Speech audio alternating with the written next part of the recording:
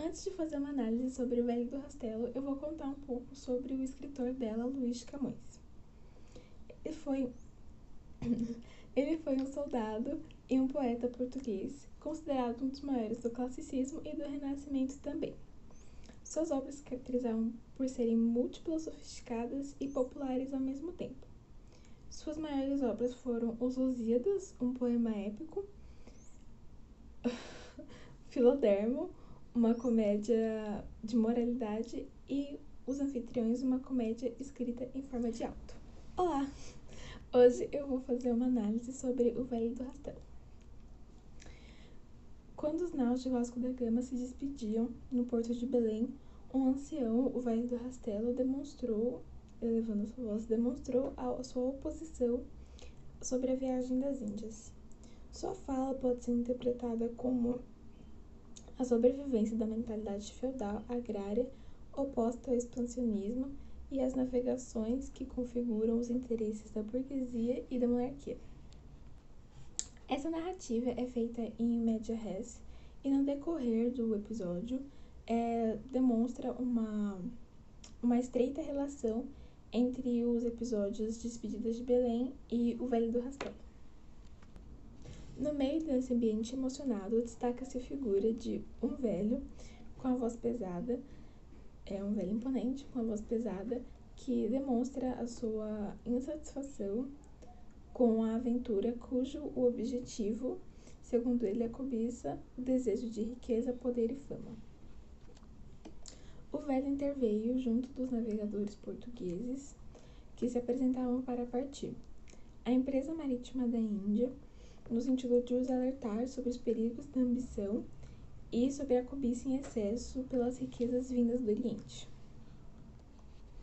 O velho representa uma corrente desfavorável à expansão para o Oriente, mas tolerante em relação à guerra no norte da África. As falas das mães e esposas representam uma reação emocional àquela aventura. O discurso do velho exprime uma posição racional, fruto de muito bom senso e experiência.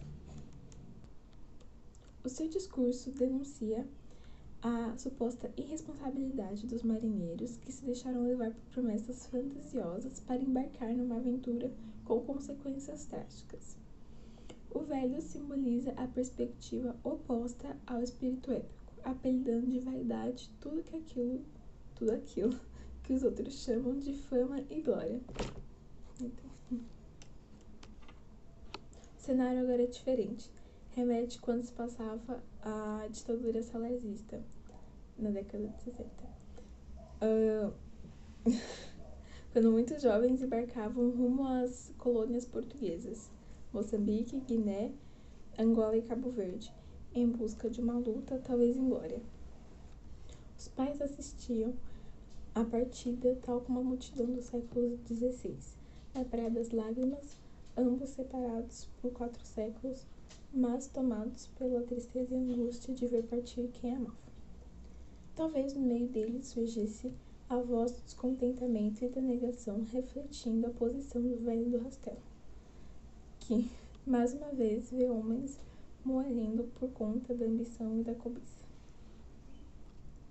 O velho diz que os portugueses, para enfrentar uma aventura desconhecida, para enfrentar perigos desconhecidos, eles abandonaram perigos urgentes de seu país, que ainda era ameaçado pelos mouros e que já se instalava a desorganização social em decorrência das grandes navegações.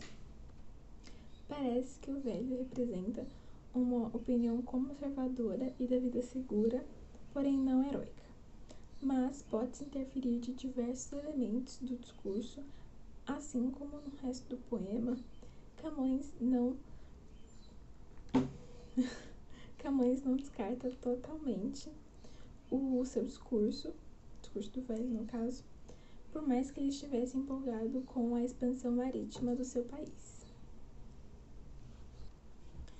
Portanto, o velho não é propriamente uma voz discordante que o poeta dá um lugar em seu poema, representando nele simplesmente o ponto de vista de um partido adversário da empresa que o poeta punha a celebrar.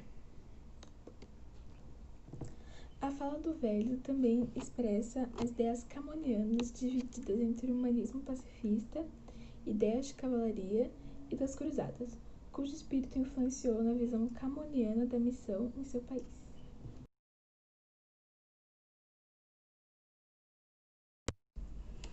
Elementos básicos para a composição desse gênero são os viajantes, o Vasco da Gama e os marinheiros, quem se despede, o velho, um fator em comum, que é eles serem portugueses, e o lugar para a despedida, que é a praia do Rastelo com os navios.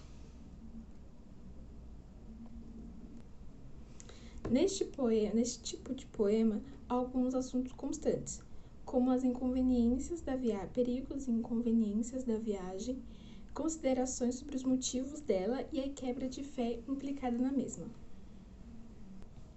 Uma das modalidades desse gênero inclui o que em grego se chama sketiamos, pelo que parece, que é uma reclamação cuja finalidade é persuadir o viajante a não prosseguir com a sua viagem.